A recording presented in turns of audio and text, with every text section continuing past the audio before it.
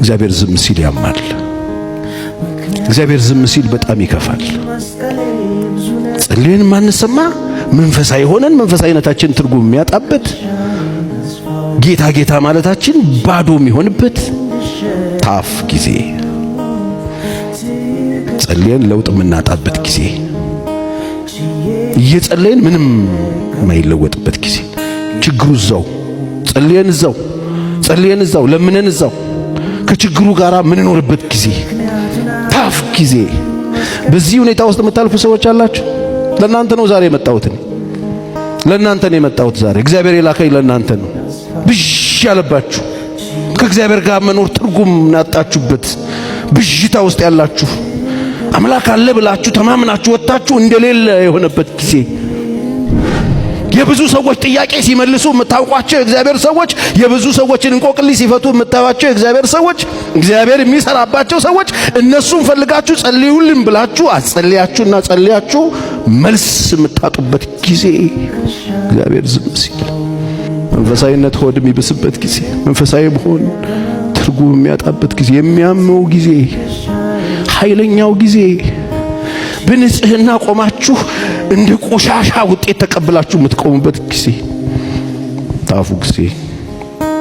እኔ እንደሱ አይነት ጊዜ አሳልፌያለሁ። ከባድ ከምናልፈው መከራ የተነሳ ግራ ቢገባን የድሮ ኃጢአታችንን የምንናዘዝበት ጊዜ፣ ለዚህ ይሁን እንዴ ይህንን ስራ አርፎን እንዴ ነገር የተቆላለፈብኝ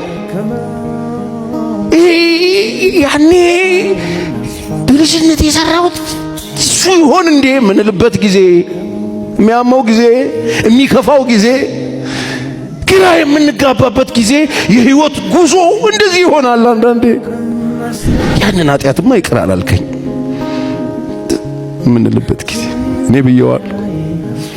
ምንድነው ከኔ ጋር ያለህ? ቆይ አንተ ምን ችግር አለ እንዴ ብዬው አውቃለሁ። ምንድነው የፈለከው ብዬው አውቃለሁ። እርቄ ማቄ ሳልል ሁሉን ጥዬ በፊቱ መጥቼ ራሴንና ህይወቴን ቤቴን ጥዬለት ጨልሞብኝ ያውቃል። ልመናዬ መልስ ያጣበት ጊዜ አለ። ለቅሶዬ መልስ ያጣበት ጊዜ አለ። ግራ ገብቶኝ ምንድነው የምትፈልገው? ምንድነው ከኔ ጋር ያለ? ቆይ ቂም አለብህ ወይ ብዬ አውቃለሁ። ምክንያቱ ዝም የሚልበትስ ምክንያት ምንድነው? ዓላማው ምንድነው? ለምንድነው ዝም የሚለው? እግዚአብሔር ዝም የሚለው ለምንድነው?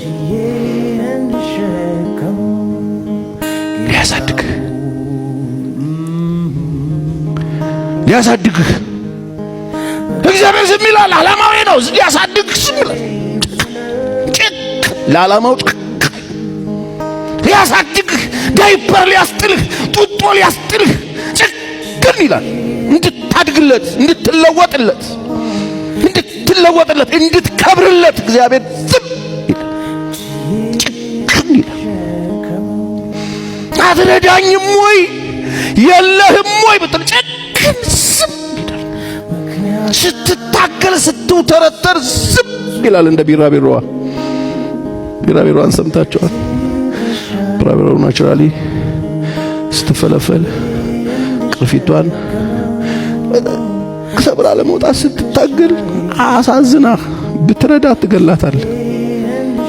ጨካኙ እግዚአብሔር ዝም ነው የሚላት ውበቷን ይዛ እንድትበር። እግዚአብሔር ለዓላማው ጨካኝ ነው።